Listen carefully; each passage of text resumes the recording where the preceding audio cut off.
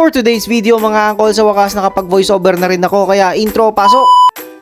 At ayun na nga mga angkol, sumugod kami lahat dito sa SM City Bacoor para makapasyal lang ng saglit. Bali wala pa sa kalahati ang linggo ng trabaho mga angkol, pero feeling namin ay weekend na bukas. At sa aming paglalakad mga angkol, dito na nga kami nagtungo sa Manam. Dito na nga pala kami magdi-dinner ngayong gabi. At medyo antok na nga dito si Bunso mga angkol, kaya naman kami dali-dali na nga umorder. At ito na naman tayo mga angkol, kakain sa loob ng restaurant kasama yung mga bata. Kaya naman naghahanda na nga kami kung kami mapapagod dito. Bali kung napapagod ka man sa kakatrabaho mo sa loob ng isang linggo mga angkol, isipin mo na lang kung gaano mas nakakapagod yung pagpapasyal sa tatlong bata sa loob ng mall. Pero wala na akong pakialam doon mga angkol, ang mahalaga sa akin ay nakapasyal silang lahat at nabawasan yung stress nila sa loob ng isang linggo. Lagi lang din sila nakakulong sa loob ng bahay mga angkol, kaya naman daig pa sila ni kuya. Si kuya kasi pumapasok na sa school. At sa puntong to mga angkol ay mukhang behave naman si boss madam number 1 at si kuya. Tanging si Bunso lamang ang naglilikot dito sa restaurant. Dito nga pala mga angkol ay umorder na nga si Mrs. ng kakainin namin para ngayong gabi. Pagkatapos nga pala umorder ni Mrs. mga angkol, siya nga pala ay bumili ng fried chicken sa kabilang restaurant. Ito nga pala yung magiging ulam ni boss madam number 1 at ni kuya. No bashing mga angkol, kasi ang in-order namin ay sisig sa Bicol Express. Kaya naman habang naghihintay na order namin dito mga angkol, si boss madam number 1 yata ay gustong bumili ng bagong sasakyan. Kalma ka lang boss madam number 1, at tayo makakabili din yan. Mag-iipon lang ako ng konti pa. At sa puntong to mga angkol ay dumating na nga yung mga in-order namin pagkain. Bali meron kami ditong liempo na Bicol Express, lumpiang sariwa at saka sisling sisig. Tapos meron din kaming order na plain rice para sa mga bata at garlic rice para sa amin ni Mrs. Baka nagtataka kayo mga angkol kung bakit sa kabila pa bumili ng fried chicken si Mrs. Meron naman dito sa Manam. Yun nga lang kasi yung luto ng fried chicken dito mga angkol hindi gusto ni kuya at ni boss madam number 1. Ang gusto kasi nila mga angkol, kagaya ng ibang bata, ay yung merong breading. At sa puntong to mga angkol nag-start na nga tayong kumain ng dinner. Ito nga pala yung Bicol Express na liempo. Ito nga pala yung crispy sisig. At meron nga pala tayo ditong lumpiang sariwa mga angkol. At syempre ito nga pala si Bunso na relax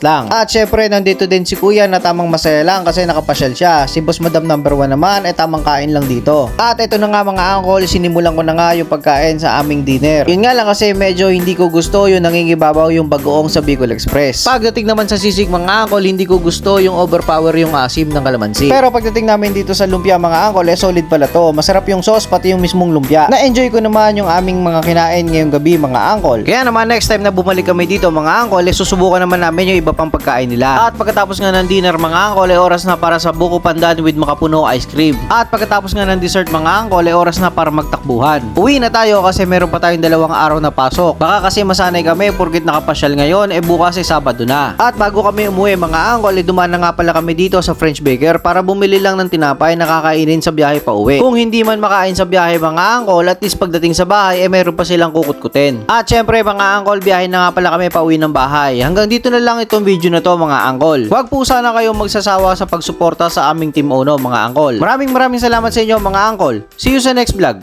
Ge!